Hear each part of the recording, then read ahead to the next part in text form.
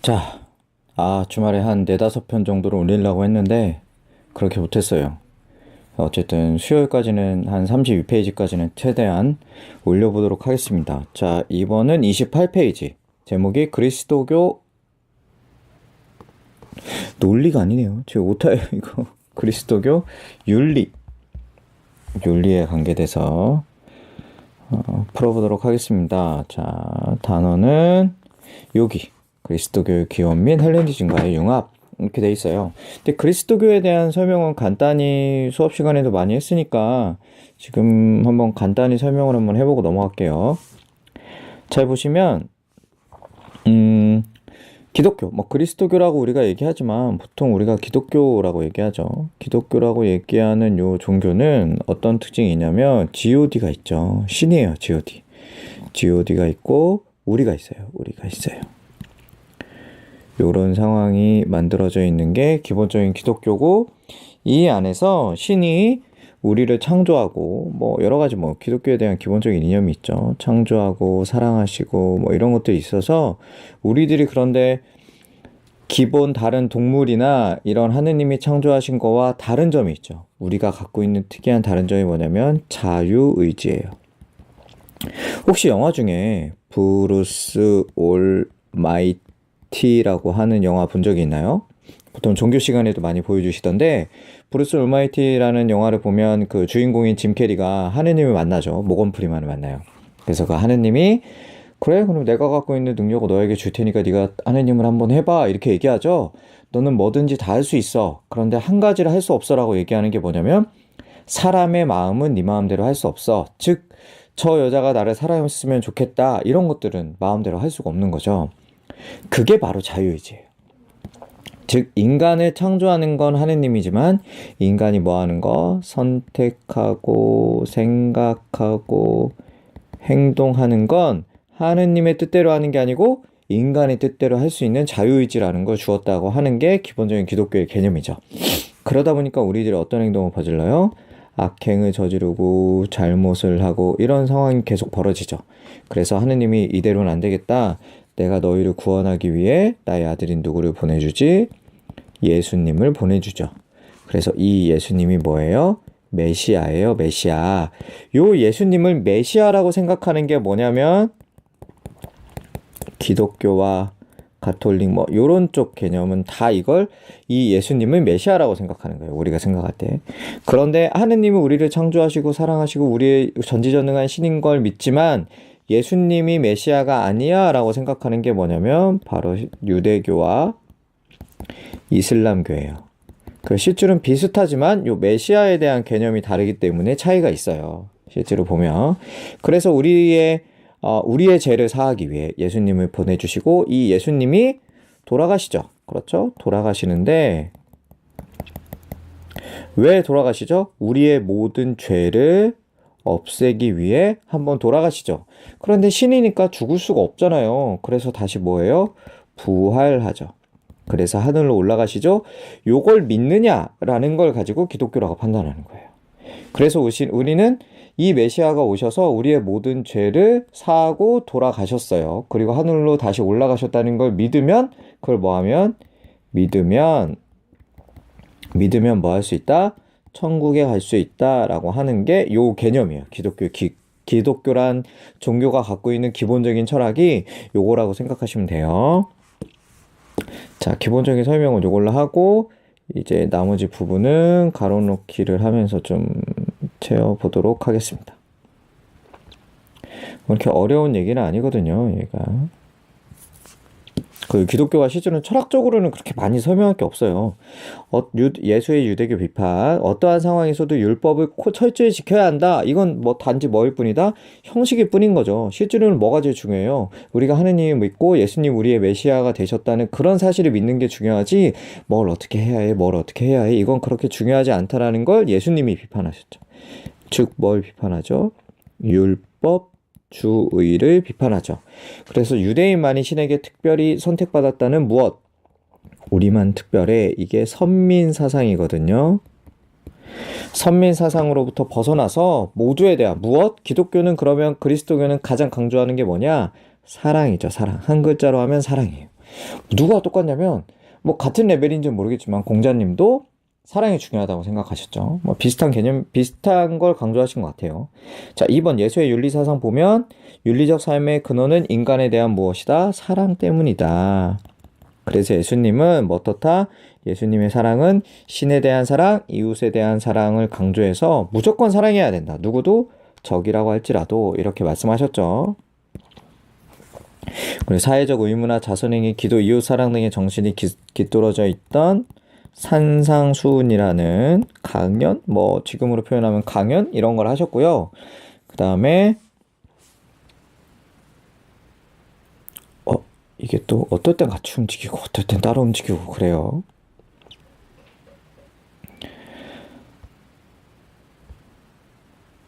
여기 시간이 오래 걸린다. 자, 황금처럼 고귀한 윤리의 지침이다. 골든 룰이라고 써있죠. 그래서 남에게 네가 대접받으려면 너도 어떻게 해라? 남을 대접해라. 이게 황금률이에요. 황금.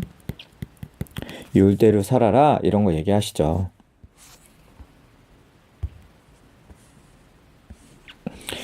자, 뒤에 가면 헬레니즘과 헤브라이즘의 조화가 있어요. 그리스도교는 뭘? 그리스도교는 뭘 받아들였을까요? 그리스 철학. 요 그리스 철학을 받아들이게 된 계기가 있어요. 그걸 가지고 우리가 교부 철학이라고 얘기하거든요. 즉, 교부, 여기 이거 한자인데 한자 가로는 안 채워도 돼요. 알았죠? 교부. 특히 그리스 철학 중에 누구 철학을 받아들였냐? 플라톤 철학을 받아들였어요. 요건 간단히 설명을 다시 해볼게요. 자, 요건 설명을 한번 해봅시다. 설명이 좀 필요한 것이기 때문에. 자, 중세, 요때 중세거든요. 중세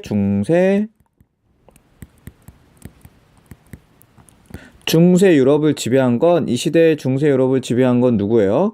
그렇죠. 교황. 다른 표현을 하면 기독교가 중세 유럽을 지배했어요. 그래서 초창기에 4에서 5세기쯤에 있었던 대표적인 인물이 누구냐면 아우구스 티누스고, 14, 15세기에 있었던 유명한 인물이 누구냐면 토마스 아퀴나스예요. 저 두 인물이 가장 중요한데, 왜냐면 중세 철학은 철학이라고 할 만한 게 별로 없어요. 왜냐면 대부분 뭐가 중요해요? 신성, 신앙이 아주 중요하고요. 이성은 아주 조금이에요. 그래서 시간이 갈수록 신성보다 신성에 비해서 이성이 조금씩 함께 커져가는 과정이 일어나는 거지, 실제로 중세를 지배한 건 기독교적 이념인 신성이기 때문에 하느님의 하느님의 뜻이야 라고 얘기하면 철학이라는 게 만들어지기가 되게 어렵거든요. 그래서 아우구스티누스는 어떤 사람이냐면 황제였어요. 황제. 글라디에이터라는 영화에 보면 러셀 크로우가 초반에 전쟁하는 장면이 나오거든요. 그때 그 전쟁이 끝나고 가서 보고하고 절하는 왕이 아우구스티누스예요. 그러니까 왕이었지만 성직자였어요. 이 사람 우리가 뭐라고 부르냐면 교부라고 불러요. 교부. 교리의 아빠. 그러니까 쉽게 얘기하면 그리스 철학을 도입해서 기독교의 교리를 만든 사람을 이 사람이라고 얘기해요. 이때는 뭐가? 신성이 아주 크고 이성은 거의 없었죠. 이런 상황이었거든요. 그런데 이제 4세기, 5세기가 넘어가면서부터 그 기독교를 한 사람만, 소수의 사람들만 믿는 게 아니라 로마에서 국교를 정하면서 많은 로마에서 점령하는 국가에 있는 사람들한테 기독교를 전파해야 되는데, 문제는 전파를 하려면 믿음만 가지고는 되지가 않아요. 믿음만 가지고는 그게 이루어지지 않죠. 뭐가 필요하죠? 교리. 다른 표현으로 하면 이론이 있어야 되는 거예요. 왜냐면 사람들이 자꾸 물어봐요. 그거 왜 그래요? 왜 그래요? 왜 그래요? 라고 물어보거든요. 그럼 거기에 대해서 이론적인 설명을 해줘야 되는데, 그러려면 되게 정교한 이론이 필요해요. 근데 이때 새로운 걸 만들기 어려우니까 아우구스티누스가 누구 걸 가져왔냐면 플라톤의 이론을 가져왔어요. 플라톤의 이론은, 가장 유명한 플라톤의 이론은 뭐예요? 이데아론을 가져오는 거예요. 그래서 요걸 가지고 신학이라는 걸 만들고, 요 신학을 가지고 교리를 체계화하기 시작하죠. 지금의 기독교 교리의 기본을 만든 게 요때예요. 그래서 이때는 이성이 있어요, 없어요? 있긴 있어요. 하지만 신성이 훨씬 큰 거죠. 신앙이 훨씬 중요해요. 그래서 이성으로는 뭘 알 수 없다. 신의 존재나 사랑을 우리가 알 수 없어요. 단지 뭐로서만, 신성으로서만 신의 존재나 사랑을 알 수 있어 라고 얘기하는 게 아우구스티누스죠. 그렇죠? 즉 뭐 해야 돼요? 아는 대로 신을 알아야만 비로소 제대로 살 수 있다라고 얘기하는 지신합일설을 얘기하는 거죠. 근데 이때 얘기하죠. 플라톤도 얘기하는 거죠. 그냥 아는 게 진짜 아는 게 아니다.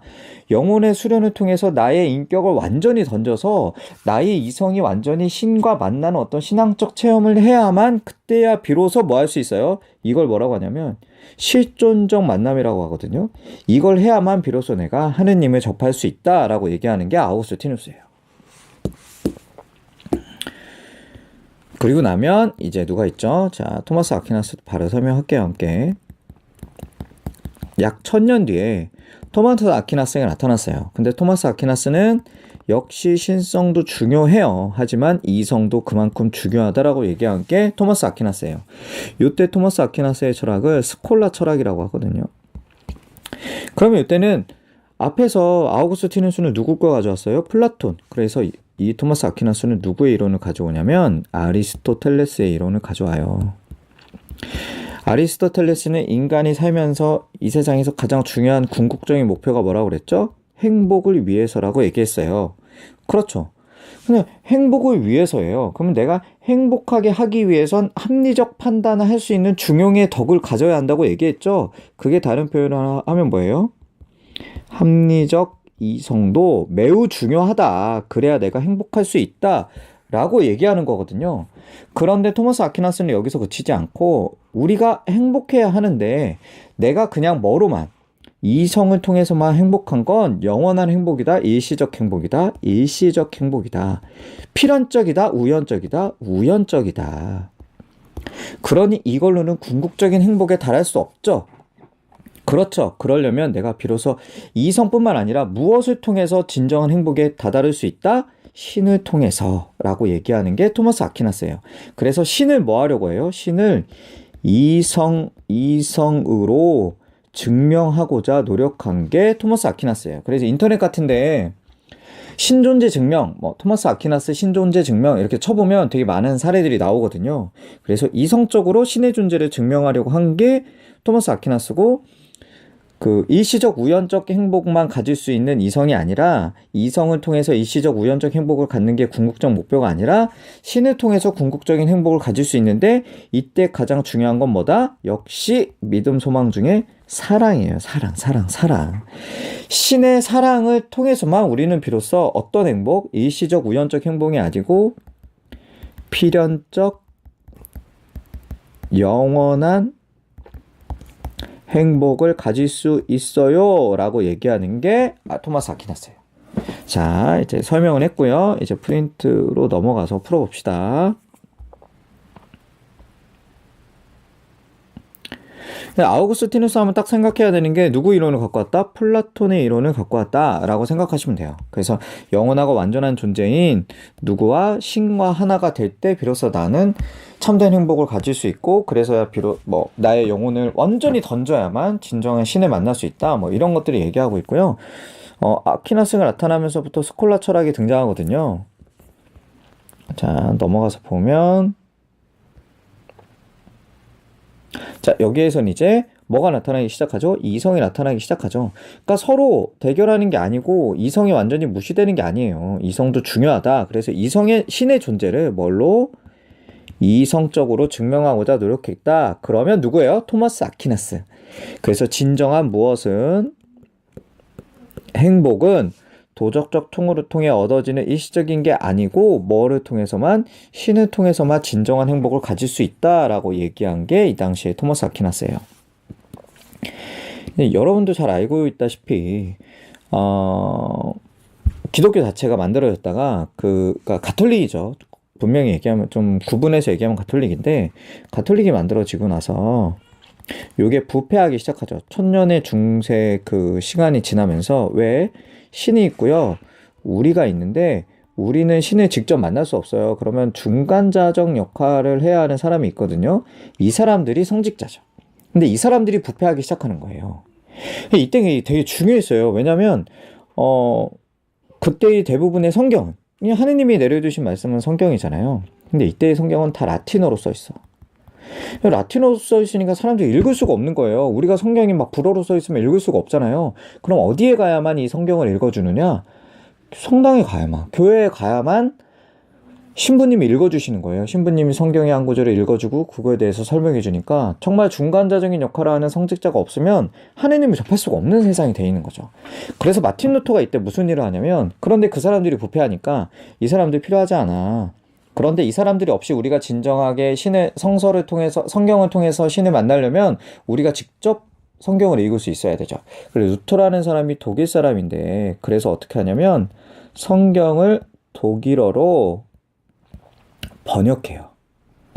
그래서 그 다음부터 모든 사람들이 뭐 할 수 있어요? 이제 그냥 읽을 수 있어요. 이제 신부님이나 성직자를 만나지 않고 교회에 직접 가지 않아도 내가 직접 신과 만날 수 있도록 기회를 만들어준 게 루터죠. 그래서 여기 나온 것처럼 중간자적 역할이 없이 직접 신과 만날 수 있고, 우리는 비로소 무엇을 통해서만, 믿음으로만 구원을 받을 수 있다, 이렇게 얘기한 게 루터고, 그 뒤를 이어서 나타난 칼뱅에서 제일 중요한 건 이거예요. 직업 소명살. 인간이 일을 열심히 하는데 그 일이 알고 보면 누가 준 거다? 신이 준 거다. 신이 나에게 너는 이 일을 해라 라고 준 거예요. 그러니까 내가 일을 열심히 하고 검소하게 살면 자동적으로 뭐가 되겠어요? 돈을 많이 모으겠죠. 일은 열심히 해서 돈을 벌지만 검소하게 살아서 돈을 적게 쓰면 나는 저절로 뭐가 될까요? 부자가 되죠. 그럼 반대로 부자가 됐다는 건 나는 신의 소명대로 열심히 살았다는 증거가 되죠. 그럼 이제 뭐가 합리화되기 시작하냐면 부자가 합리화되는 거예요. 근데 성경에서 보면 부자에 대한 안 좋은 얘기들이 되게 많다고 하잖아요. 뭐 부자가 천국에 가는 건 낙타가 바늘길 들어가는 것보다 어렵다, 막 이런 얘기도 있다고 하는 것처럼, 실제로 예수님이 부자에 대해서 부정적인 이야기를 많이 하셨지만 칼뱅은 다르게 얘기하는 거죠. 직업은 신이 하라고 하신 건데 내가 그걸 열심히 하고, 물론 여기서도 내가 부정을 저지르거나 잘못된 방법이거나 남에게 피해를 입혀서 부자가 된 건 아니에요. 내가 열심히 일하고 돈을 검소하게 써서 부자가 됐다면 네가 부자가 된 것 자체가 뭐다? 하느님의 소명대로 잘 살았다는 증거가 될 수 있다, 이렇게 얘기하죠. 그래서 이게 보통 사회 쪽에서 얘기하면 뭐에? 자본주의가 만들어지는데 되게 많은 영향을 미쳤다, 이런 얘기들을 해요. 그래서 자신의 무엇에서, 직업에서 성공하는 게 구원의 증표다, 이런 얘기를 하죠. 자, 이 정도로 하면 넘어갈 수 있을 것 같고요. 제가 오늘 29페이지를 찍을 수 있을지 잘 모르겠어요. 하지만 하는 만큼 해보도록 합시다. 자, 여기서 멈출게요.